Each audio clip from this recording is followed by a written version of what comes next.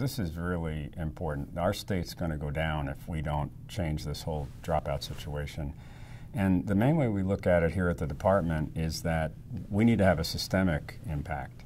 I was kind of headed towards dropout myself. I was a New York City kid, but I had a teacher in middle school. I had good parents, but a teacher that kind of redirected me.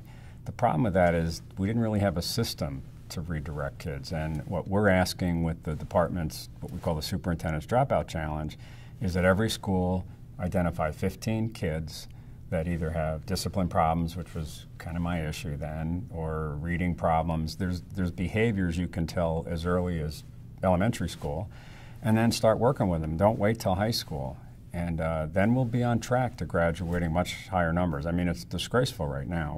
We still have roughly 25% dropout rate, 50% in some districts, and we can do this, that the kids need support earlier. I am in some forums once in a while where people say, well, in 1960 it was a 50% dropout rate, and this is quite an improvement. Now it's only a 25% dropout rate. Of course, in 1960 it didn't matter. And now these kids are done. You know, it's over if they don't graduate with at least a high school diploma.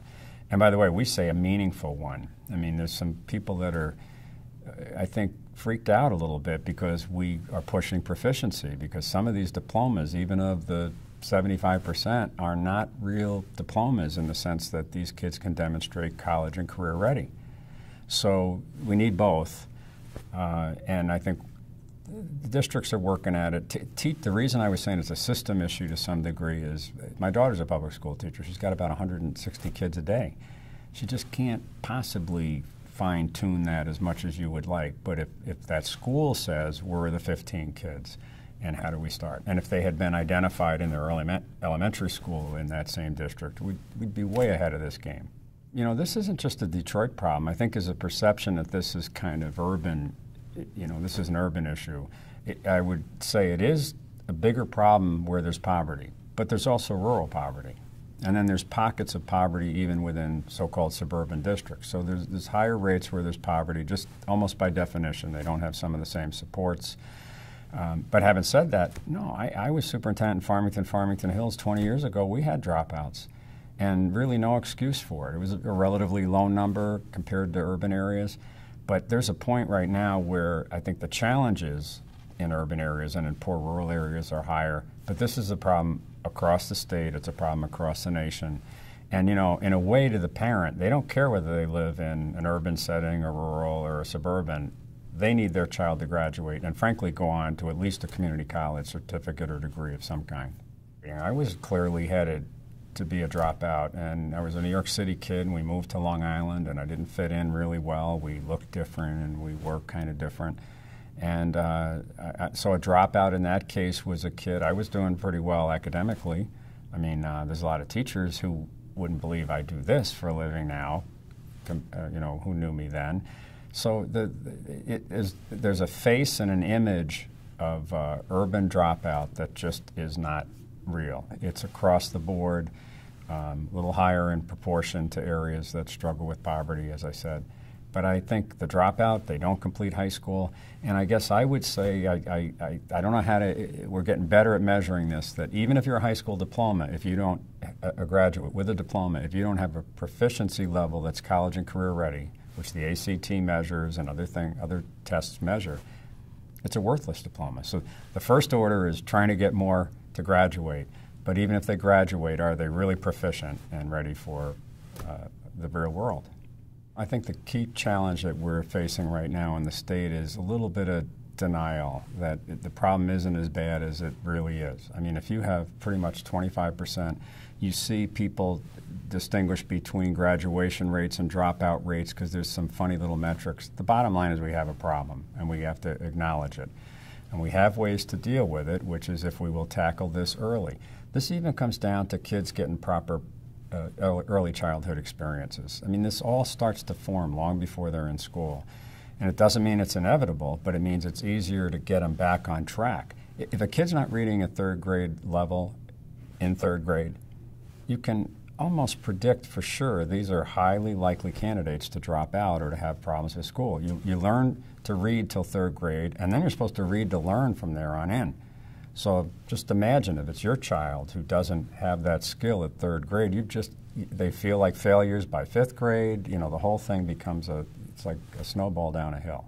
We're trying to make systemic changes, and we hope that teachers, the best they can, and many of them do, look at their own kids and think about their needs. But as I said, if you're a high school teacher, it's very hard for the system, for the teacher themselves to be ready for 160 kids a day.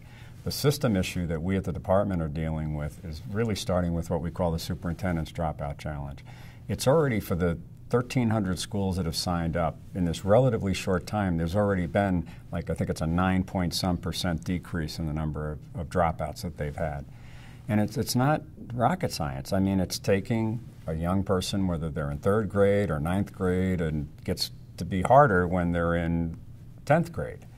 But it's taking kids and meeting them where they are at that point in time and trying to correct.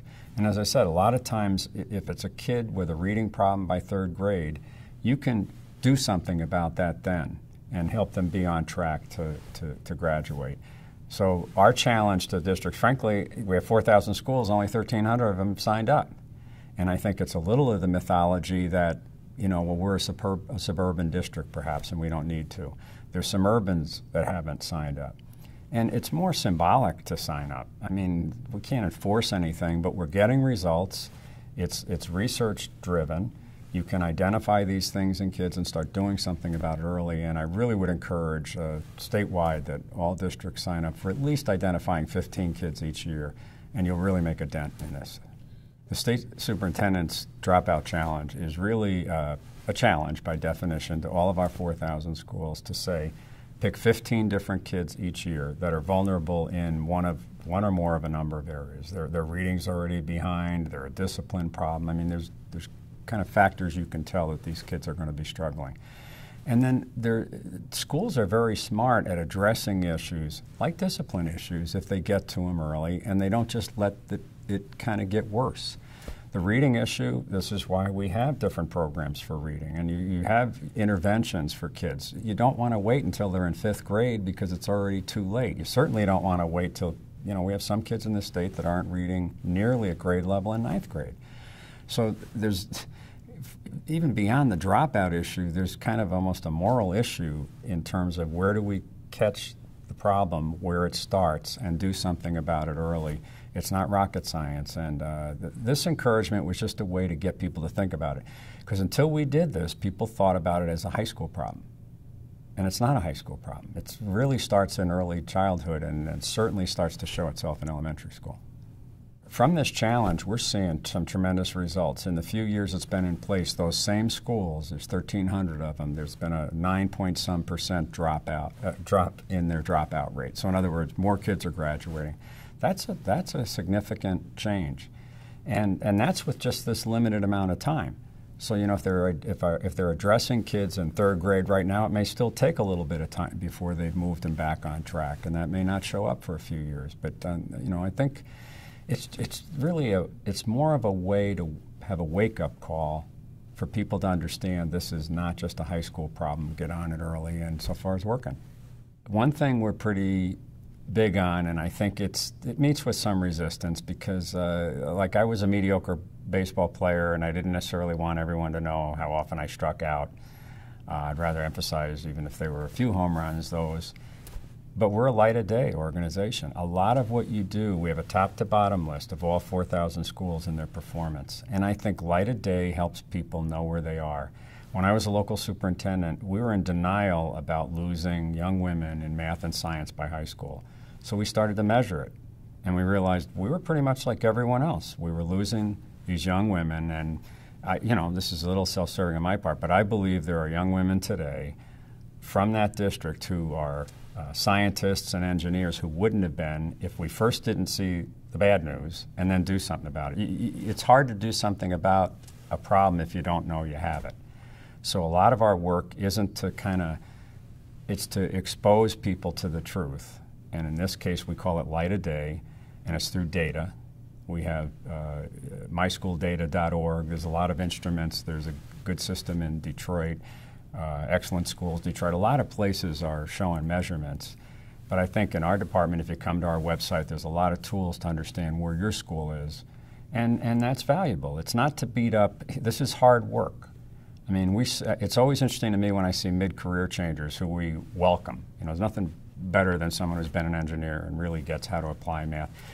Having said that, I think they're stunned when they have to go in and actually manage a classroom, you know, and control just, you know, 30 kids, 39 kids in third grade.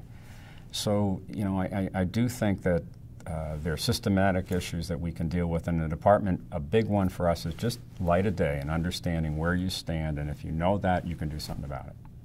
Part of it is we're so decentralized. Well, yeah, in terms of some success stories, I think where you'd really see those is in what we call beating the odds schools.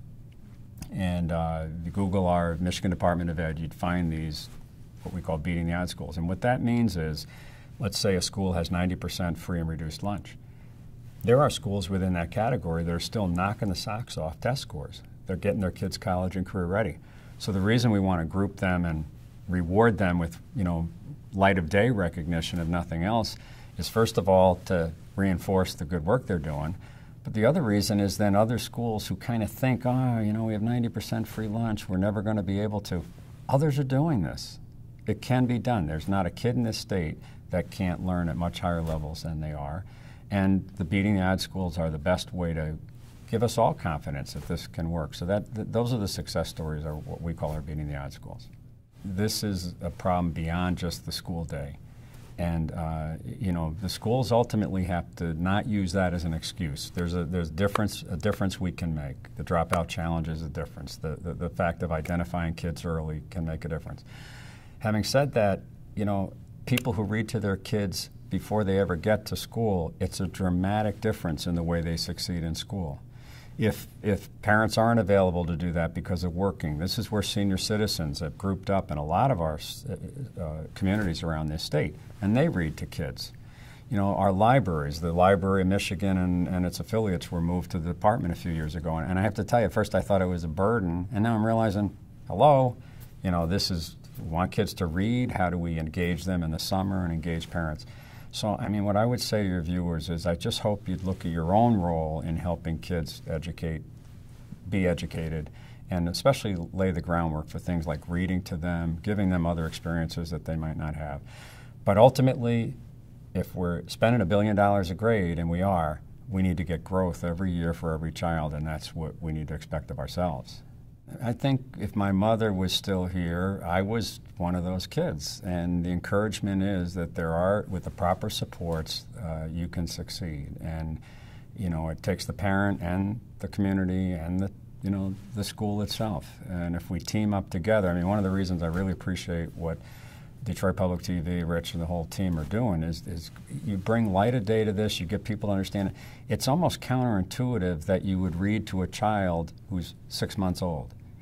It does make a difference. To some people it's counterintuitive. So the more they're getting educated from TV and other places, and they understand that is going to make a difference, and it's not just counterintuitive, it can change everything.